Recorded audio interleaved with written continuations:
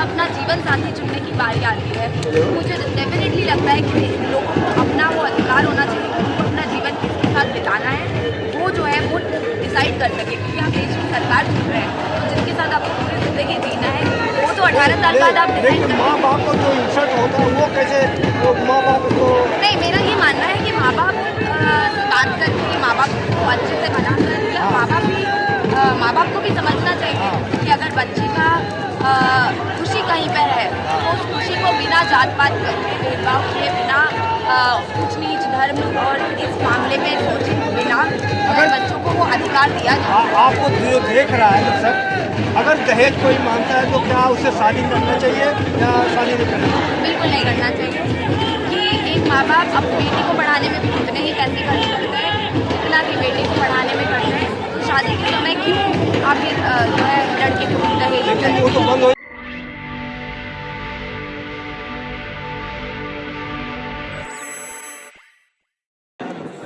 हमारी पिछली बार की कंपैरिजन में हमारी पोजीशन इस बार काफ़ी अच्छी रही है और हम उम्मीद कर रहे हैं कि आगे भी अच्छी रहेगी। आज अभी काउंटिंग बाकी है तो अभी काफ़ी स्ट्रॉन्ग रिफ्लेक्ट हो गया।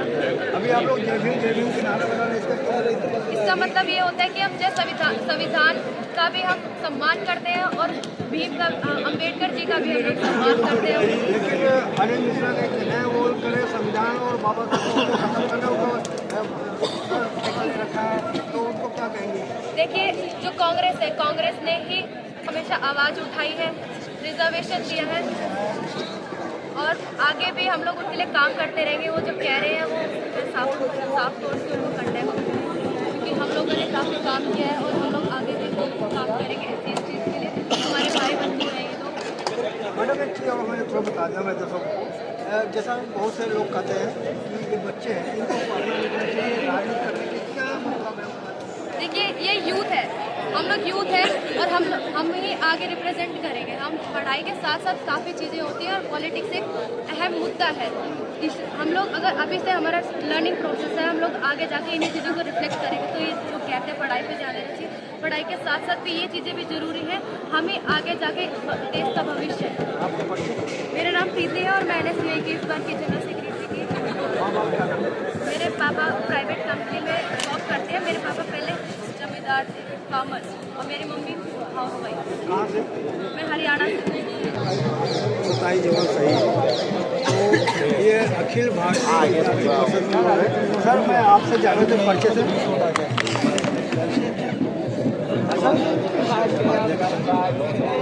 क्या पोजीशन है अभी जो आपका ये छात्र का चुनाव हो रहा है?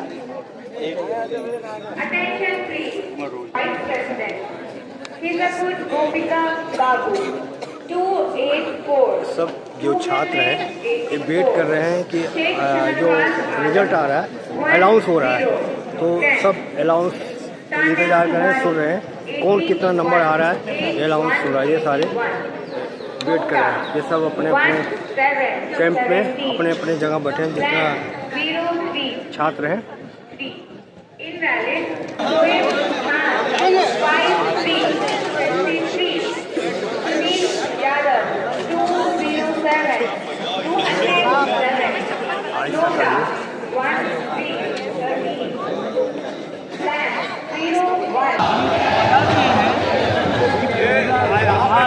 नारे लग रहे हैं जैसे जिसे पढ़ना पा रहा है कि इसका नंबर आगे आ रहा है, नारे आ रहा है।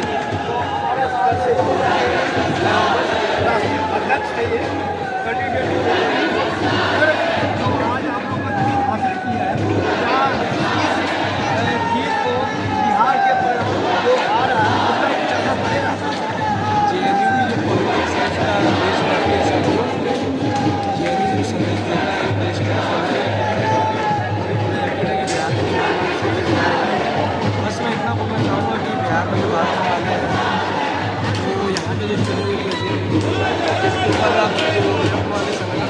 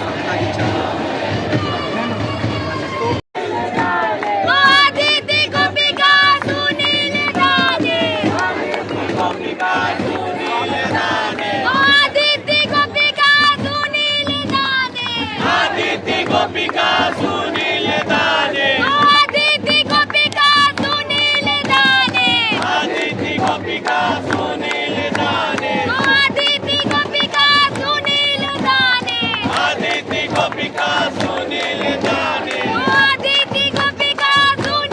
दाने आदिति गोपिका सुनील दाने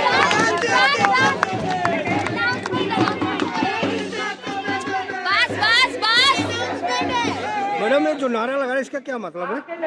हमारे कैंडिडेट्स का नाम है अदिति, गोपिका, सुनील और दानिश। अच्छा हाँ जी, जो लेफ्ट यूनिटी के कैंडिडेट्स हैं, जो एक वाम एकता बनी है इस बार एबीवीपी के खिलाफ, ये हमारे कैंडिडेट्स हैं जो आगे मूवमेंट को लीड करेंगे, जीत के आएंगे। क्या पोजीशन है इस समय? क्या क्या क्या जो रिजल्ट आ रहा है क्या पोजीशन है? अभी बेसिकली इधर आइए।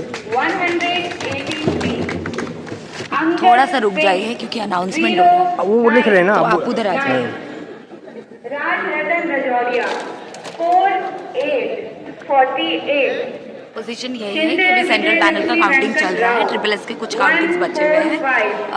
अभी तक जो है लेफ्ट यूनिटी के कैंडिडेट्स लीड कर रहे हैं चारों ही पोजीशन पे, और हमें उम्मीद है कि लेफ्ट यूनिटी जो है वो जीत जाएगी।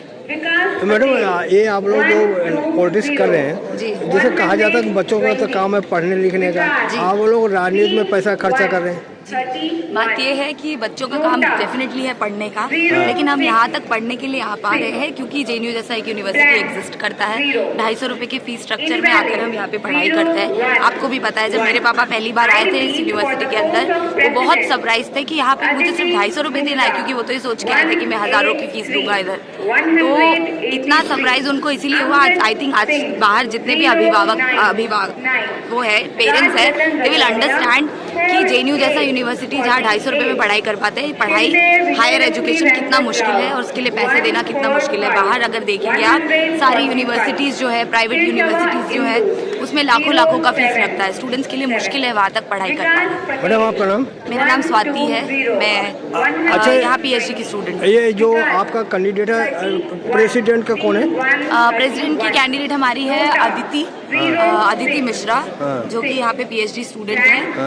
वाइस प्रेसिडेंट की कैंडिडेट है गोपिका, वो ट्रिपल एस में जो है स्टूडेंट है पीएचडी में। और जनरल सेक्रेटरी की कैंडिडेट है सुनील यादव, जो कि एसआईएस की स्टूडेंट है पीएचडी में। और जॉइंट सेक्रेटरी की है दानिश, जो सीएचएस में पढ़ती है ट्रिपल एस में।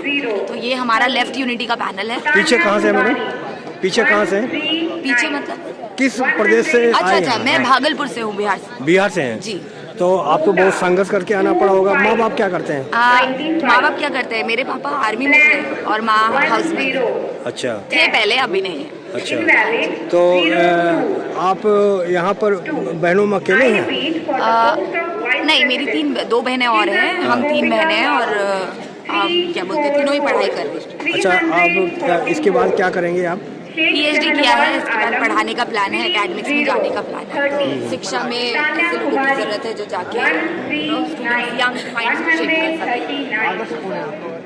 मेरे आदर्श कौन है? मेरे आदर्श बहुत सारे लोग हैं, मार्क्स, अम्बेडकर, लेनिन, भगत सिंह जैसे लोग जिन्होंने इस देश को जो है शेप किया है। मार्क्स तक जाने के पूरे देश दुनिया में जो है उनका नाम है, आज भी है। आज भी जो सत्ता वर्ग के लोग हैं उनके नाम से डरते हैं, क्योंकि वो एक समानता की बात करते हैं, समता की बात करते हैं। अम्बेडकर का आपको पता ही है किस तरीके से देश में संविधान को ले लीजिए, चाहे और अलग अलग इश्यूज पे जो है एनसीईआरटी की बुक्स बदल दी जा रही है, जो इतिहास है उसको बदल कर अपने तरीके से दिखाने की कोशिश की जा रही है, सही को गलत बता दिया जा रहा है।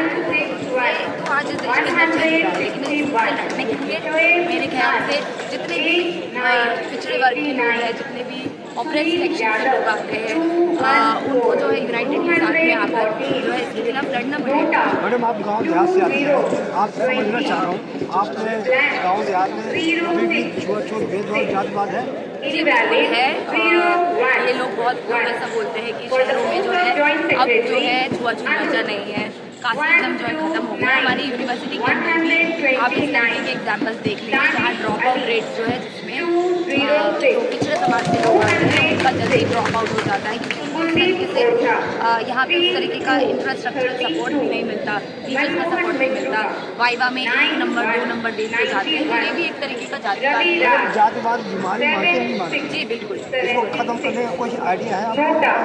आप तो रिसर्च खोज करते हैं आप लोग नहीं, मैं नहीं बता रही हूँ आपको। और नदी जाओ आज ये दो विचारधाराओं की लड़ाई ही है। आज देश के अंदर किस तरीके से उन्नाव के अंदर रेप होता है, एक महिला का उनको जो है जला दिया जाता है।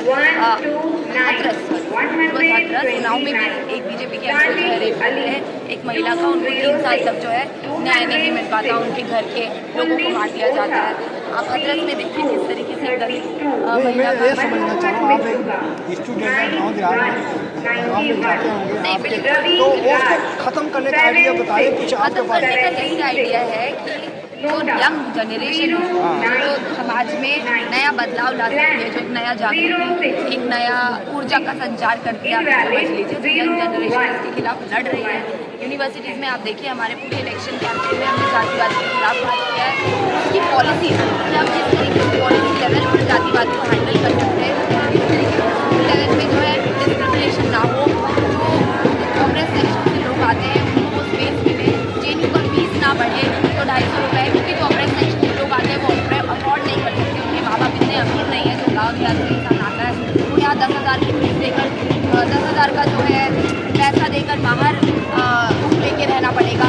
तो इस तरीके की जो समस्याएं हैं उन समस्याओं की बात करने से ही जो है जातिवाद की एक चीज़ और लास्ट मैडम, आप स्टूडेंट हैं, आप खोल कर बताएं हमारे लोगों को, आप जैसे युवा हैं उनको समझ में आए तो जो शादियाँ लड़के अपने मर्जी से कर लेते, माँ बाप से पूछते नहीं, क्या ये जायज़ है? माँ बाप पढ़ाते लिखाते हैं, आपको बड़े कर देते हैं, तो माँ बाप को उसमें शेयर होना चाहिए, होना चाहिए। देखिए, मैं बिल्कुल मानती हूँ कि माँ बाप का बहुत बड़ा योगदान होता है बच्चों के पूरी ज़िंदगी में, उनको पढ़ाने लिखाने में, उनको मेहनत करने में। लेकिन ये देश जो हमें है, संविधान जो है वो अधिकार देता है कि आप 18 साल के जब हो जाते हैं तो अपने देश की सरकार को चुन सकते हैं। तो जब अपना जीवन साथी चुनने की बारी आती है तो मुझे डेफिनेटली लगता है कि लोगों को अपना वो अधिकार होना चाहिए कि उनको अपना जीवन किसके साथ बिताना है, वो जो है वो डिसाइड कर सके। क्योंकि आप देश की सरकार चुन रहे हैं तो जिसके साथ आपको पूरी ज़िंदगी जीना है वो तो 18 साल बाद आप डिसाइड लेकिन माँ बाप को जो इंसल्ट होता है वो कैसे, वो माँ बाप को नहीं, मेरा ये मानना है कि माँ बाप से बात करके माँ बाप को अच्छे से बना कर, या माँ बाप को भी समझना चाहिए कि अगर बच्चे का खुशी कहीं पर है तो उस खुशी को बिना जात पात करके, भेदभाव किए बिना, ऊंच नीच धर्म और इस मामले में सोचे बिना बच्चों को वो अधिकार दिया जाए। आपको जो देख रहा है सर, अगर दहेज कोई मांगता है तो क्या उससे शादी करना चाहिए या शादी नहीं करना चाहिए? बिल्कुल नहीं करना चाहिए कि एक माँ बाप अपनी बेटी को पढ़ाने में भी उतने ही पैसे खर्च करते हैं जितना कि बेटी को पढ़ाने में करते हैं। तो शादी के समय क्यों आप जो है लड़के को दहेज? लेकिन वो तो बंद हो जाता है। आप जैसे लड़कियाँ का जब शादी होता है तो माँ बाप की बात तो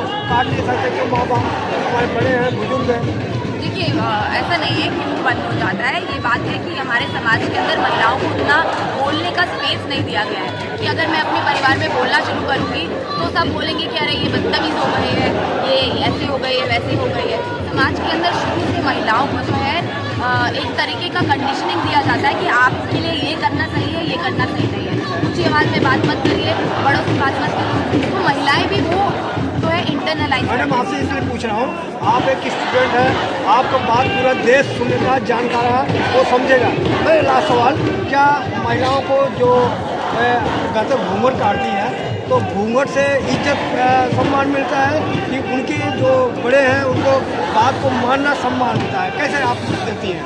देखिए, मेरा ये मानना है कि घूंघट और पर्दा, चाहे हिजाब, चाहे आप जो भी बोले, एक महिला को पूरा अधिकार होना चाहिए कि उसे किस तरीके के कपड़े पहनने हैं, उसे क्या पहनने से एम्पावर्ड फील होता है।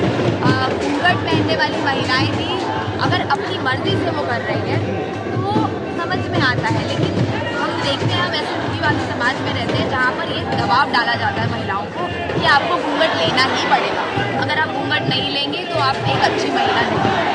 ऐसे बहुत सारे गांव देहात में समाज में ऐसा होता है कि ज़बरदस्ती घूंघट लेना ही पड़ेगा। तो उसके जो है हम खिलाफ है, क्योंकि किसी को भी संविधान जो है हर तरीके से कपड़े पहनने का अधिकार देता है, अपनी सोच रखने का अधिकार देता है, अपने जीवन साथी को चुनने का अधिकार देता है, तमाम तरीके के अधिकार हमें ये देश का संविधान देता है। तो ये समाज में वो बदलाव जो है संविधान के तौर पे आना ज़रूरी है कि समाज को एक्सेप्ट करना चाहिए कि कोई एक इंसान जो है उसको ये सभी चीज़ें करने का अधिकार है, क्योंकि समाज आज तक एक्सेप्ट नहीं कर रहा। ठीक है मैडम, आपसे बात करके बहुत अच्छा लगा। परिचय मैडम? मेरा नाम स्वाति सिंह है, मैं स्टूडेंट हूँ यहाँ जी, पे। स्वाति सिंह का बात करके आपको कैसा लगा? बस की मैं जो बताया ये जेएनयू से मैं लाइव आपको दिखा रहा हूँ कि किस तरह से बच्चे जो है उनका सोच है। और जित में मैं वाला बहुजन समाज जेएनयू